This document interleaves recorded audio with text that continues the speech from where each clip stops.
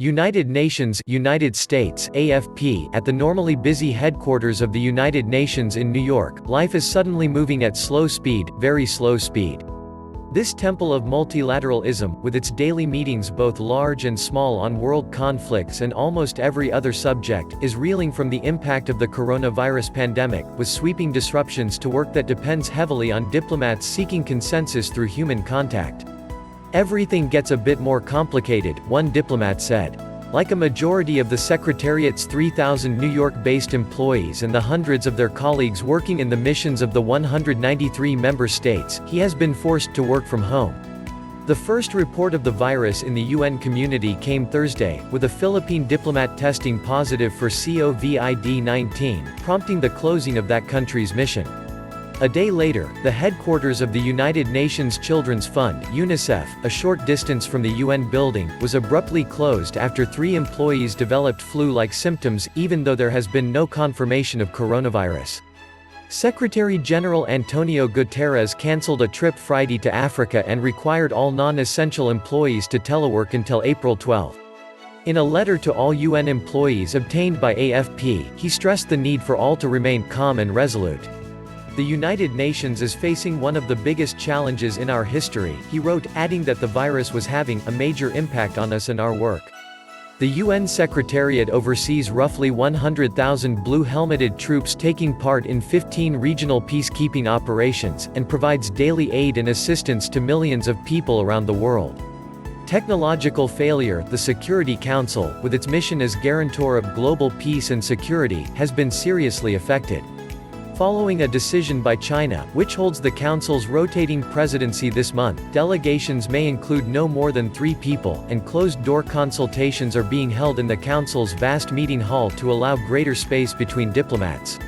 In the coming week, several planned sessions have been cancelled, though a meeting on Darfur remains on the schedule, as does a meeting on multilateralism. A recent attempt to conduct a meeting of the 15-member Security Council by teleconference turned out disastrously. One diplomat, speaking on condition of anonymity, called it a technological failure. Russia, which has a predilection for traditional methods, has said it is opposed to meetings not involving physical encounters. The UN Charter states that Security Council meetings may be held at such places other than the seat of the organization as in its judgment will best facilitate its work. The reference to places does not cover virtual meetings, Russia's deputy ambassador to the UN, Dmitry Polyansky, told AFP. But he added there is nothing to prevent a member from taking part by video link. Ghost town. No one can say how long the constraints on the work of the diplomats and of the UN itself will continue. The organization has been planning a major celebration of its 75th anniversary in September, when the annual meeting of the General Assembly normally would bring scores of world leaders and government ministers to New York. It is very likely that the pandemic will have an impact of some sort on the General Assembly, UN spokesman Stéphane Dujarric said, while adding that it is too early to give any more details. The near-empty hallways of the vast complex in Midtown Manhattan have the feel of a ghost town. One guard sighed at a checkpoint, where he normally would be counting people passing through but now finds himself counting the hours until his shift ends. We come, but there are fewer and fewer meetings, and consensus is going to be more difficult to achieve, said one ambassador, standing outside the nearly deserted delegates' lounge. In the building, closed belatedly to tourists, self-service in the cafeterias was recently banned, bottles of disinfectant are everywhere, and handshakes have given way to greetings at a proper distance.